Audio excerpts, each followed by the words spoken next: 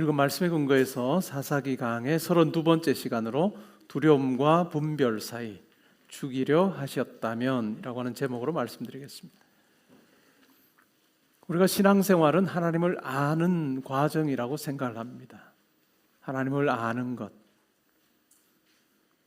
근데 우리가 이것이 이론이 아니라 과연 내가 하나님을 알고 있는가 라고 하는 물음을 던지는 것이 참 중요합니다. 내가 과연 하나님을 알고 신앙생활하고 있는가? 말씀을 통해서 우리에게 가르쳐 주시는 하나님에 대해서 생각을 해보면 기본적인 부분은 우리가 하나님을 아는 것은 어렵다. 어려운 정도가 아니라 어찌 보면 거의 불가능해 보인다 라고 하는 생각이 듭니다. 창세기 1장 1절을 딱 펴면 태초에 하나님이 천지를 창조하시니라. 브레싯 바라 엘로힘. 도무지 우리로서는 이해가 안 되는 표현입니다. 태초에 하나님이 천지를 창조하셨다. 온 우주 만물을 창조하셨다. 하나님이 바로 그와 같은 분이다 라고 하는 이야기로부터 시작합니다. 여러분 집 지어 보신 분 계십니까? 집 짓는데도 얼마나 고생했습니까? 근데 하나님이 온 우주 만물을 창조하셨대요. 뭔가 하나를 하는 동안에, 뭔가 하나 만드는 동안에 우리의 관심이 온통 거기 쏠려 있지 않습니까? 저도 카톡을 많이 받는 편입니다. 이러저런 일로 카톡을 많이 왔는데 바쁠 때 보면 대충 읽습니다. 읽고 답장은 바로 하는 편입니다. 하고 나서 다음번에 보면 내가 이 카톡을 제대로 이해를 하지 못하고 답장했구나 라고 하는 그런 적도 있습니다. 그만큼 우리가 어떤 것에 관심을 기울이고 쏠리게 되면, 관심을 거기에 쏟게 되면 다른 일을 잘하기가 어려운 한계가 있는 존재입니다. 그런데 하나님은 어떻다고요? 온 우주 만물을 창조하셨다. 온 우주 만물을 창조하셨고 그것을 지금 운행하고 계신다. 그런 하나님을 우리가 만나는 것, 그것이 신앙생활이라고 하는데 우리가 그 차원에서 생각하면 불가능합니다. 근데 놀라운 것은 하나님께서 우리를 향해서 네가 나에게 다가와봐. 네가 얼마나 열심 가지고 내게 찾아오는지 내가 그거 보고 내가 너 만나주마라고 하지 않으세요. 우리가 하나님께 찾아갈 수 없다는 걸 너무너무 잘 아시는 하나님께서 우리를 찾아오십니다. 우리를 찾아오셔서 우리 삶 가운데 우리를 만나주시고 우리의 삶을 이끄시는 이 경험을 하는 것, 이것이 신앙생활이죠. 하나님을 아는 것은 친구를 사귀는 것과 같다는 생각이 들 때가 많습니다. 학창시절에 여러분 어떤 친구 만났을 거예요. 그래서 벌써 몇십 년째 친구로 지내는 경우도 있을 겁니다. 반에서 저 친구는 내 마음에 드는데 이렇게 생각해서 저 친구랑 내가 친구가 되면 좋겠다라고 하는 마음이 들면 내가 접근하든 그 친구가 접근하든 이제 만나잖아요. 그래서 친구 만나는 게 어떻든가요? 사귀는 게 어떻든가요? 내가 너 좋아하고 한마디 하고 나도 너 좋아한다고 그 친구에 대해서 다 알게 되지 않습니다. 시간이 필요하고 또 함께하는 어떤 여러 일들이 필요한 거죠. 그래야 비로소 친구를 아는 거죠. 우리가 하나님을 아는 것도 마찬가지인 것 같습니다. 때로는 우리 성도님들이 고민하는 내용 중에 하나가 내가 오랜 기간 신앙생활을 했는데 내가 진짜 하나님 믿는 거 맞나? 라고 하는 생각을 할 때가 있습니다. 왜 그렇게 생각하세요? 이렇게 여쭤보면 신앙생활을 오래 했음에도 불구하고 하나님에 대해서 내가 명확하게 알지 못하는 것 같다. 그게 정상이에요. 그게 정상이에요. 왜요? 우리와 하나님과의 관계가 존재 자체가 다르기 때문에 그러한 거죠. 우리가 하나님을 아는 것, 신앙생활하는 것, 친구 사귀는 것처럼 우리의 매일의 삶에서 또 우리의 예배의 자리에서 하나님을 우리가 만나고 사귀어가고 시간이 지날수록 더 하나님에 대해서 조금씩 알게 되는 그것이 신앙생활인 것 같아요. 교회 나와서 세례 받으면서 내가 예수를 믿기로 고백합니다. 하나님을 제가 믿습니다 라고 그 고백 한마디가 하나님에 대한 모든 것을 우리의 어떤 머릿속에 그냥 입력이 되는 그 과정이 아닌 거예요. 내가 하나님을 알아가기를 원합니다. 하나님을 제가 섬기기를 원합니다. 그 작은 고백, 그것을 하나님께서는 기쁘게 여기셔서 우리의 삶 가운데서 우리를 떠나지 아니하시고 우리의 평생에 함께 하시면서 우리에게 자기를 드러내시는 그와 같은 경험, 그것이 신앙생활입니다. 오늘 본문이 그것을 우리에게 이야기해 주고 있습니다. 우리에게 찾아오신 하나님이죠. 근데 그 하나님이 바로 기묘자로 찾아오셨습니다. 개역개정 성경에서 우리가 읽은 이 본문에서는 기묘자다, 내가 기묘자다 이렇게 이야기하는데, 이것은 이사야서 9장에 나오는 기묘라 모사라 전능의 왕, 그때 이야기할 때 기묘의 단어와는 달라요.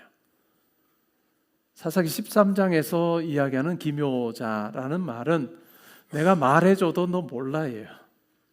내가 이야기해줘도 너 몰라. 왜냐하면 나는 네가 생각하는 것처럼 그런 정도의 존재가 아니기 때문에 내가 말해줘도 몰라 하는 이야기가 바로 기묘자라고 하는 의미입니다. 그런데 이 하나님이 말해줘도 모를 수밖에 없는 그 하나님이 우리에게 찾아오신 거예요.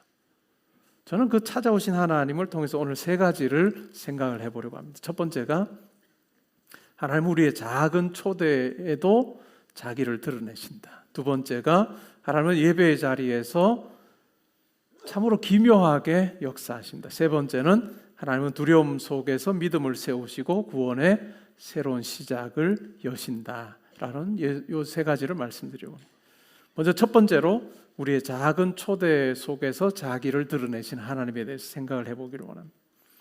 15절에 보면 마노아가, 삼손의 아버지죠, 마노아가 여호와의 사자에게 이렇게 말합니다. 고함나니 당신은 우리에게 머물러서 우리가 당신을 위하여 염소 새끼 하나를 준비하게 하소서. 겉으로 보기에는 환대입니다. 근데 마음에 어떤 게 있을까요? 이 사람이 누구죠? 자기 아내에게 아이가 태어날 거다, 아들이 태어날 거다, 이 아들을 통해서 하나님께서 놀라운 구원을 이루실 거다라고 하는 이야기를 들려주었습니다. 그 사람이에요. 그리고 이 아들은 거룩하게 키워야 된다. 나실인으로 나면서부터 죽을 때까지 나실인으로 키워야 된다라고 하는 이야기를 들려준 사람입니다. 이 사람에게 우리에게 머물러서 우리가 당신을 위해서 염소 새끼 하나 준비하게 해주십시오 이렇게 말합니다. 환대 속에 이 사람을 알고자 하는 마음이 포함이 되어 있습니다. 어찌 보면 이 작은 초대, 마노아가 한 것 같지만 어찌 보면 그 이전에 여호와의 사자가 마노아를 찾아오셨다라고 하는 것이 어찌 보면 더 중요한 포인트입니다. 그리고 마노아에게 찾아오셨고 작은 환대 속에 이미 하나님의 큰 은혜를 흐르게 하시는 그 같은 방식이 드러나 있습니다. 그런데 여호와의 사자가 이렇게 답하죠. 내가 내 음식을 먹지 아니하리라. 번제를 준비하려거든 마땅히 여호와께 드릴지라 라고 그렇게 이야기합니다. 이 마노아의 환대를 예배로 바꾸십니다. 마노아의 환대를 예배로 바꾼다라고 하는 이야기입니다. 우리가 하나님을 만나고 우리가 하나님을 믿고 우리가 하나님과 사귈 때의 디폴트 모드가 뭐냐? 예배입니다. 경배입니다. 우리가 친구를 만나면서는 예배하고 경배하고 하지 않습니다. 왜냐하면 그 친구나 나나 비슷하니까요. 그런데 우리가 하나님을 만나는 기본 모드는 바로 예배입니다.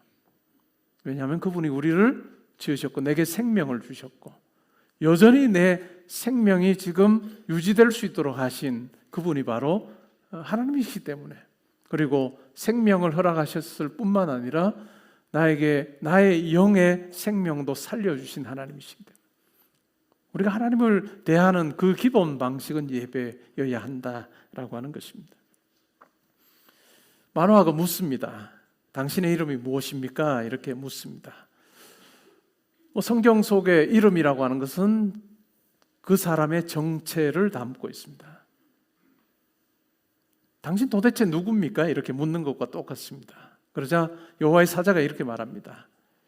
어찌하여 내 이름을 묻느냐라고 하면서 내 이름은 기묘자다. 나는 네가 도무지 이해할 수 없고 어찌 보면 다 용납할 수도 없는 그런 존재다라고 하는, 그러면서 네 생각을 훨씬 뛰어넘어서 일하고 뭔가를 이루어가는 존재다라고 하는 이야기를 해주고 있습니다. 이 하나님이 바로 우리가 만난 하나님입니다. 때로는 우리가 신앙생활하면서 내가 어떻게 하면 하나님께 조금 더 나아갈 수 있을까? 하나님을 찾을 수 있을까? 이렇게 생각을 합니다. 근데 가만히 생각을 해보면 어떤가요? 우리가 찾는 것이 아니라 하나님께서 우리를 찾아오셨어요. 근데 이 방식이 우리에게는 다 이해가 안 될 수밖에 없죠. 왜 그럴까요? 우리는 어떤 일 하나에 딱 꽂히면 다른 건 보이지 않습니다. 보통 때는 어떤가요? 보통 때는 어느 정도 이렇게 우리의 시야가 이 정도 이렇게 된다고 할까요? 저도 찬양대 앞줄에 또 이쪽에 앉으신 분 어느 정도는 이렇게 보여요. 근데 급하면 어떻게 될까요? 내가 뭔가를 향해서 막 뛰어가면서 급하면 이 시야도 좁아져요. 그게 우리 한계잖아요. 근데 어떤 일에 몰두하게 되면 다른 일이 잘 안 떠오르기도 하고 집중도 안 되는. 근데 하나님은 어떨까요? 온 우주 만물을 창조하시고 주관하신대요. 그 하나님께서는 창조물도 운영하실 뿐만 아니라 생명을, 우리 각자에게 생명을 주셨고 우리 각자의 삶에 가장 세밀하게 역사하신 하나님이세요. 도무지 이건 우리 상상을 뛰어넘는 부분이죠. 그래서 우리가 신앙생활 하면서 신앙생활 내가 많이 하면 할수록 하나님에 대해서 진짜 많이 알았다. 가짜일 겁니다, 아마. 이런 측면에서 생각하면 아닐 거예요. 하나님이 내 손 안에 있어야 돼. 내 이제 하나님이 어떻게 일하실지 내가 다 알겠어. 하나님을 매니플레이트 하는 것 다 가짜입니다. 신앙생활 하면서 우리가 알면 알수록 어떻게 될까요? 하나님은 참 내가 알 수 없는 분이다. 하나님은 참 내 생각을 뛰어넘어서 일하시는 분이다 라고 하는 생각을 가지게 되고 우리가 그 하나님 앞에 더 겸손하게 납작 엎드릴 수밖에 없는 것이죠. 유명한 영문학자였던 C.S. 루이스, 기독교 사상가였던 C.S. 루이스는 이렇게 말합니다. 자기의 삶을 돌아보면서 이렇게 말해요.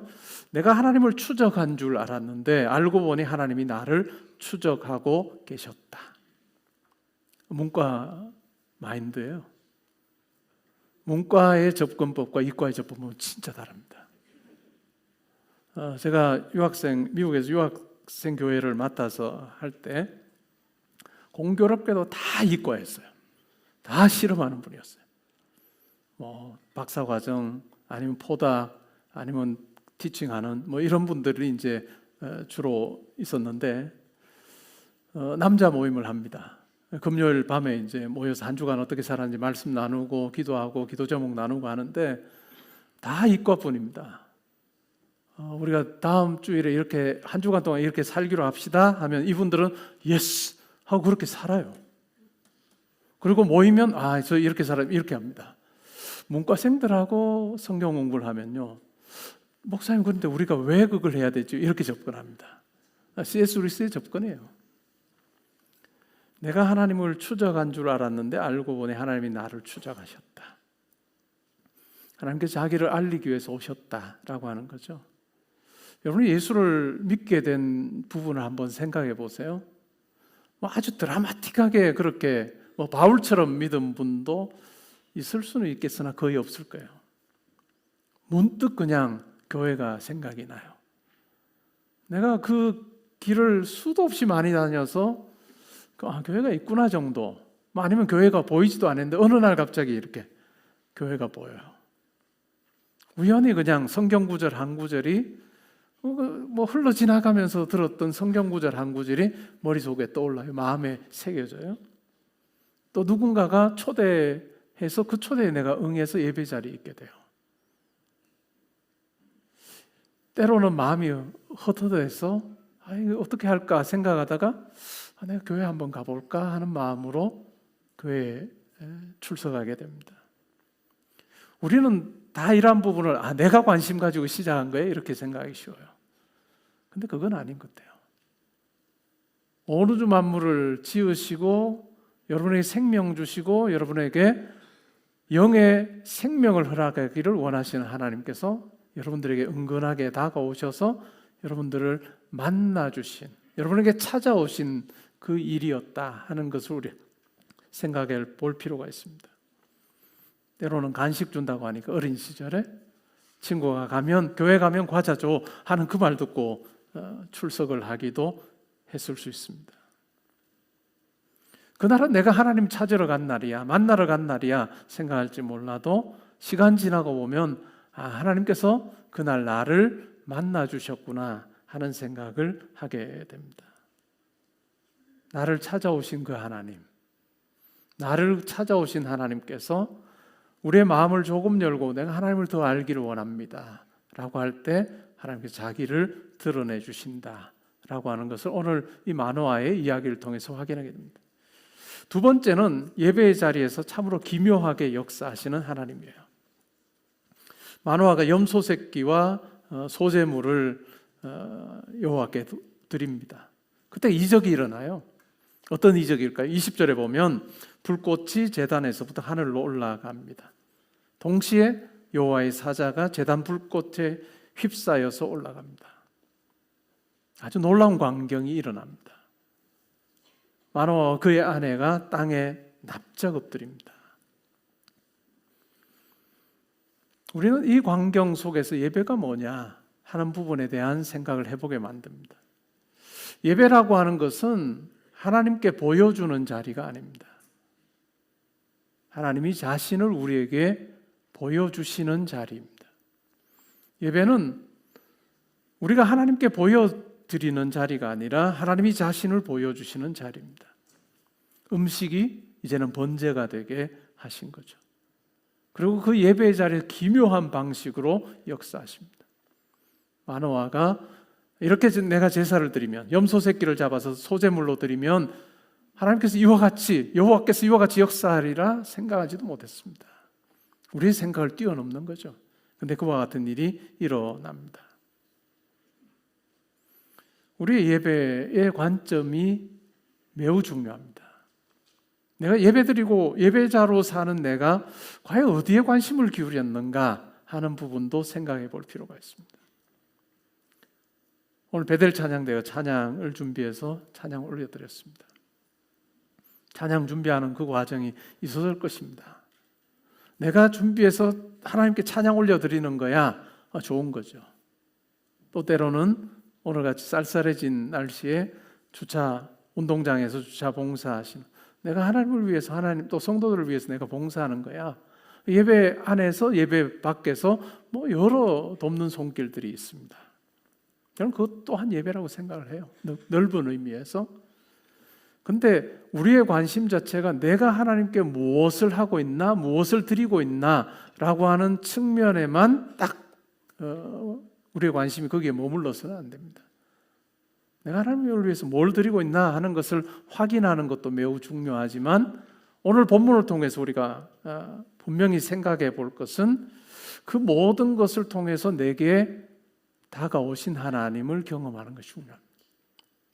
베델 찬양대가 준비하여 드린 찬양, 내가 준비해서 드렸다가 아니고 그 찬양 가운데 함께 하신 하나님, 그 찬양을 통해서 우리 가운데 또한 말씀하시고 우리 가운데 역사하신 하나님을 만나는 것이 매우 중요합니다. 그래서 예배는 우리가 하나님께 가는 시간이 아니라 하나님이 우리에게 오시는 사건이 바로 예배라 할 수 있습니다. 내가 하나님께 뭘 하고 있나 이것만 생각하면 어떻게 될까요? 내가 뭘 드리고 있지? 내가 뭔 헌신을 하고 있지? 라고 하는 것만 우리가 생각을 하게 되면 이 헌신이 때로는 내 자랑이 됩니다. 그렇죠? 내 자랑이 되죠. 나는 이렇게 교회를 위해서, 하나님을 위해서 이렇게 봉사하고 수고하고 있는데 라고 하는 자랑이 돼요. 근데 내게 찾아오셔서 일하시는 하나님, 만나주시는 하나님, 그 내가 하는 이 모든 섬김, 예배를 들어 사용하신 하나님, 그것을 통해서 나를 새롭게 하시기도 하시고, 이런 하나님을 만나게 되면 우리의 자랑이 안 되는 거죠, 그게. 왜냐하면 내 작은 헌신보다 훨씬 더 많은 것으로 부어주신 하나님을 경험하게 될 때 지금 내가 하는 이것이 자랑이 되지 않고 내게 찾아오셔서 내게 부어주신 그 은혜가 자랑이 되게 하는, 그것이 예배의 관점에서는 내게 찾아오셔서 나를 만나주시고 내게 다가오시는 그 하나님을 내가 예배 자리에서 어떻게 만나고 있는가라고 하는 걸 점검하는 것이 참 중요합니다. 오늘 본문에 보면 아주 작은 제단에도 불로 역사하셨습니다. 큰 성전에서만 역사하신 것이 아니에요.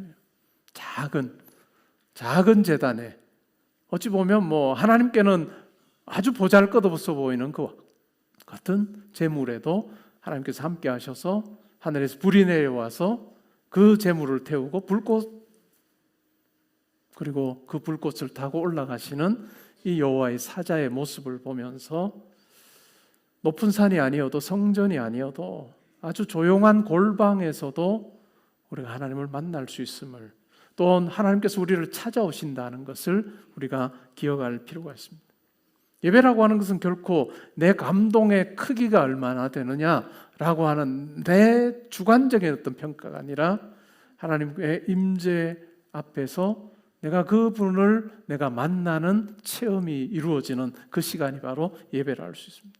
그래서 외적으로 어떤 웅장한 음악이 중요한 것이 아니고 내면에 하나님께서 내게 들려주시는 하나님의 그 음성, 때로는 예배 자리에 오기까지 마음이 답답하고 아주 힘들고 어떤 상황 가운데 내가 어떻게 할까라고 생각하는 그런 예배자로 여기 앉아 있는데 우리의 마음을 만져주셔서 말씀으로, 때로는 찬양 한 소절로 여러분의 마음을 만져주셔서 딸아들아 염려하지 마 라고 우리를 위로해 주시고 우리와 함께 하실 것을 약속해 주시는 하나님을 만나고 돌아가는 그것이 예배의 자리예요. 상황은 예배 후에도 안 바뀔 수 있습니다. 그러나 결국은 내 마음에 함께 하시는 하나님으로 인해서 내가 바뀌는 경험을 하게 되는 그것이 바로 예배의 매우 중요한 부분이에요. 그것이 가능하게 되는 것은 바로 우리를 찾아오시는 하나님으로 인해서 가능하다라고 하는 말씀입니다. 그리고 세 번째는 두려움 속에서 믿음을 세우시고 구원의 서막을 여시는 하나님입니다. 마노아가 이 놀라운 광경을 보고 땅에 엎드릴 뿐만 아니라 더 이상 여호와의 사자가 나타나지 않자 이렇게 말합니다. 우리가 하나님을 보았으니 반드시 죽으리라. 이것이 어찌 보면 그냥 일반적인 구약의 어떤 반응일까요? 하나님을 본 사람은 죽는다. 그럴 수밖에 없죠. 거룩하신 하나님 앞에 거룩하지 않은 존재가 섰을 때 죽을 수밖에 없습니다. 이 놀라운 광경을 보았고 하나님이었구나 라고 하는 것을 깨닫게 돼서 우리 죽었다라고 그렇게 이야기합니다. 때로는 우리도 그렇습니다. 질병 앞에서, 예측할 수 없는 어떤 미래 앞에서, 관계가 무너지는 것을 통해서 이제는 끝났다, 내 인생에서 더 이상의 어떤 다른 방법이 없다라고 생각되는 그 막다른 골목에 우리가 딱 처하게 될 때도 있습니다. 우리 죽었어, 이제 끝이야. 어찌 보면 마노아의 말이 그렇습니다. 그런데 이것을 완전히 다르게 해석하는 사람이 있습니다. 그가 누굴까요? 마노아의 아내입니다. 마노아의 아내가 이렇게 말합니다. 여호와께서 우리를 죽이려 하셨더라면 우리 손에서 번제와 소제를 받지 아니하셨을 것이다. 그리고 이 모든 일을 보이지 아니하셨을 것이고 이런 말씀도 우리에게 하지 않으셨을 것이다. 하나님은 우리를 버리시려고 하신 분도 아니고 우리를 향한 계획을 가지고 계시고 우리로 하여금 소망을 가지라고 우리에게 나타나셔서 이와 같은 일을 하셨다라는 이야기를 해줍니다. 신앙생활, 오늘 본문의 오늘 설교의 제목처럼 두려움과 분별 사이입니다. 두려울 수밖에 없는 많은 일들이 우리 가운데 있고 나 이제 끝났구나. 때로는 의사 선생님의 그 이야기, 내가 해줄 수 있는 게 아무것도 없는 것 같아요 라고 하는 그 말, 끝이에요. 절망할 수밖에 없습니다. 그러한 상황에서 분별해내는 거죠. 두려움이 있지만 그러나 지금까지 나를 붙들으신 하나님께서 내 삶을 두려움으로 끝나게 하시진 않을 거다. 나를 만나주셨던 하나님께서 두려움으로 끝나게 하지 아니하실 것이다 라고 하는 깨달음 가운데 분별을 가지고 하나님을 신뢰하는 자로 살게 하는, 여러분 우리가 이 세상을 영원히 살 수 있는 사람은 아무도 없어요. 때로는 우리가 병들어서 세상을 떠나게 될 때도 두려워하고 절망 가운데서 떠나는 것이 아니라 지금까지 나를 붙들어 주시고 만나 주시고 내 마음에 평강을 주시고 아들아 딸아 걱정하지 마, 염려하지 마라고 하셨던 그 하나님께서 그 의사 선생님의 말을 듣고 난 이후에 내 삶에도 여전히 함께 하셔서 하나님의 방식대로 나를 이끌어 가실 거야 라고 하는 생각이 들 때 우리는 비로소 마음에 소망이 생기는 거예요. 또한 하나님께서 일하시는 방식 또한 우리가 생각하는 방식처럼 제한되지 않는다는 것 우리가 아는 거죠. 그래서 하나님께서 내 삶에 하나님의 가장 신실하신 방식으로 내 삶에 역사하실 거다 하는 소망을 가진 사업에 실패했어요? 끝이야 라고 하는 그 자리에서도 아들아 딸아 내가 너와 함께 하고 있어 라고 하는 메시지를 우리가 듣는 것 그것이 참 중요해요. 우리의 생각의 끝 지나가고는 그곳에 하나님은 새로운 시작을 여십니다. 내가 인생의 무덤이구나 라고 하는 그곳에 하나님께서는 작은 씨앗을 심으십니다.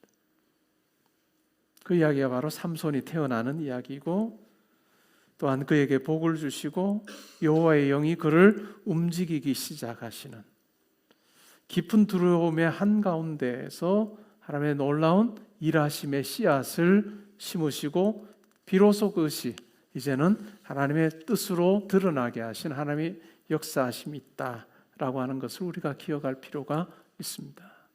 그러기에 우리의 삶 하나님의 손에 있다라고 하는 것을 고백하는 삶입니다. 인류의 모든 새로운 것은 막다른 골목에서 나오게 됩니다. 모든 어느 분야는 상관없이 모든 새로운 것은 그냥 모든 일이 잘 될 때 나오는 경우는 거의 없습니다. 막다른 골목에서 야 이제는 끝이구나 라고 할 때 거기서 새로운 게 나와요. 신앙생활도 마찬가지예요. 신앙생활도 야 내가 끝이구나 만화처럼 이제 우리 죽었구나 하는 그때 하나님께서는 약속하신 것을 이루시는 그 같은 분으로 역사하십니다. 이 하나님이 여러분의 삶 가운데 함께 하시고 또 예배 자리에 함께 하신다라고 하는 것을 여러분 분명히 믿고 여러분에게 다가오시는 하나님을 여러분 예배 자리에서 만나고 또한 삶에서도 만나면 좋겠어요. 우리가 곧 이제 찬양을 부를 텐데 그 찬양의 한 소절이 여러분의 마음에 다가올 때 여러분을 찾아오시는 하나님께서 여러분에게 다가가시는 그 시간이라는 거죠. 여러분의 삶의 자리에서도 마찬가지일 것입니다. 우리의 지혜와 우리의 능력보다 훨씬 크신 하나님께서 여러분 한 분 한 분의 삶을 붙들어 주시고 다가오셨다.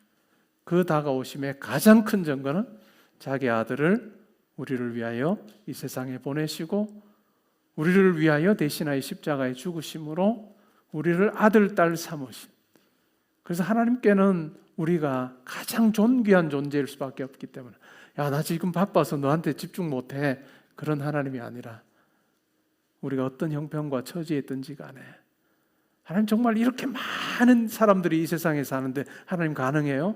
하나님께는 가능하죠.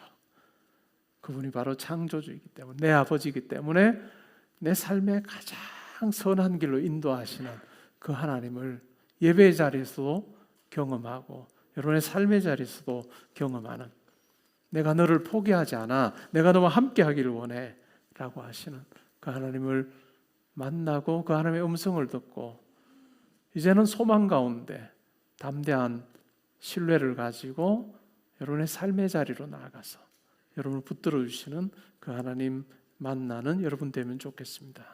오늘도 찾아오신 우리가 다 할 수 없는 놀라운 데 가시는 기묘자이신 하나님을 신뢰할 때 두려움의 자리가 구원의 서막으로 바뀌는 은혜가 있기를 주님의 이름으로 축복합니다. 아멘. 괜찮으시면 우리 그 자리에 일어나셔서 오늘의 기도 읽고 찬양하겠습니다.